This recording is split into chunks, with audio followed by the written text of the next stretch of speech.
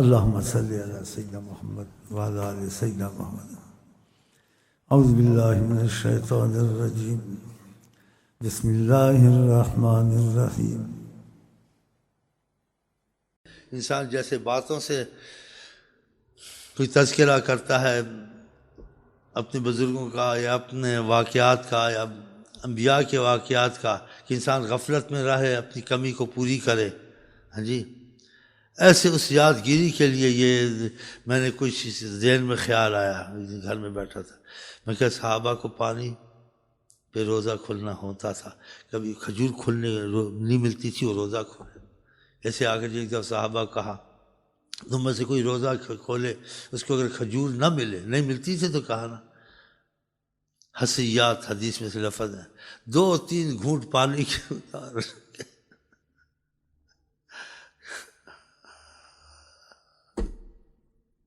2-3 گھونٹ پی لو پانی کی، کافی گزر جائے گی، ادھر تمہاری کروڑوں رحمتیں ہیں،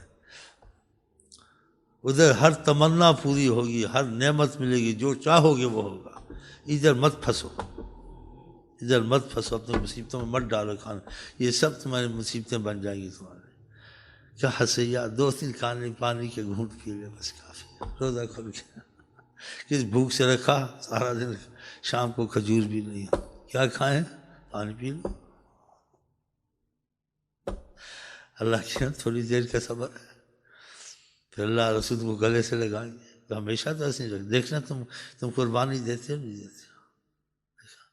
اسی میرے خیال میں آیا بھائی کہ میں کہ یہ لازمی چیزیں نہیں ہیں، جس کو لازم کہو تو وہ پھر دین میں جیسے کمی تھی تم نے وہ نہیں، تذکرے کے لیے یادداشت کے لیے ہم ان کو بھولے نہ کہ ہم کتنے غفلت میں ہیں، ہاں جی، اور وہ اتنی مشقتوں کے باوجود اللہ کے کرم سے ایسے ان کی حالتیں رہتی تھی، اتنی جہاد کرنے، اتنی عبادت کرنی، روزے کے لیے کھجور بھی نہ ملنے، کسے کھولا جائے۔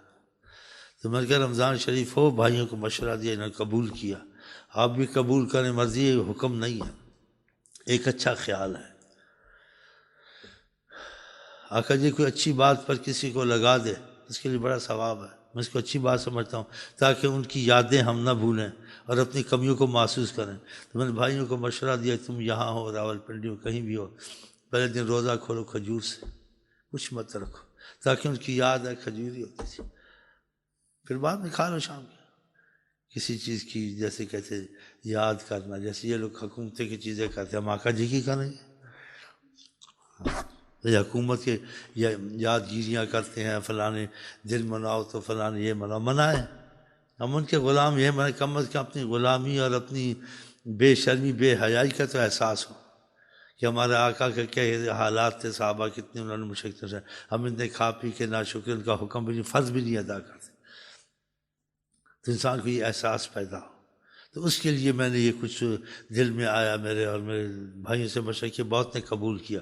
اگر آپ قبول کریں اپنے گھر میں بھی ایسے کریں جو میں بتا رہا ہوں، لیکن حکمن نہیں کہتا ہوں کریں، سب چیز رکھیں، جس کی مرضی کھجور کھولے، جس کی مرضی ہے پانی سے کھولے، جس کی مرضی ہے ساری چیزیں کا منع نہیں کرنا، کیونکہ آقا نے منع نہیں کیا، یہ چیزیں مرضی پر ہیں، اس پہ حکم لگانا گناہ گار ہو گئے۔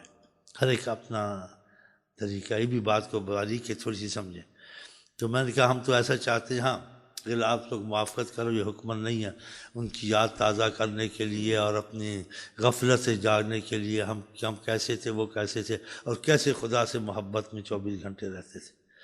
تو پہلے دن کھجور سے روزہ کھول لیا کرو، اگر تمہیں مشورہ قبول ہو، اور دوسرے دن پانی، فقط زمزم میں کوئی پانی، کوئی کھجور کچھ نہیں رکھی، اور ان سوچنا کہ پانی سے کھولتے تھے، اور تیسرے دن سب کچھ رکھا،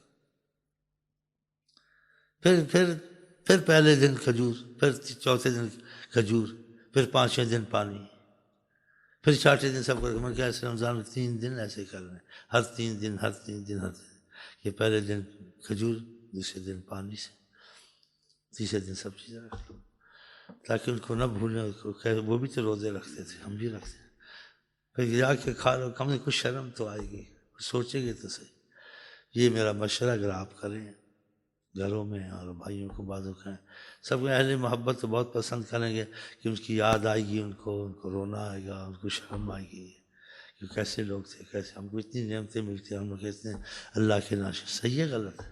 اگر آپ کے دل مانیں، لیکن اس میں ہے کہ جبر نہ کریں. ہاں گھر میں کسی کو سنا دیں، سب کو سنا دیں، اور چیزیں سب رکھ دیں، اور جس کو اس چیز کی تمنا کہ ان کی یادیں تازہ ہونی چاہیے، تو پہلے دن ایسا کیا کرے رمضان میں کھجور سے کھول، پھر دوسرے دن پانی، فقط کچھ نہیں، پانی سے، تیسرے دن سب کچھ رکھا.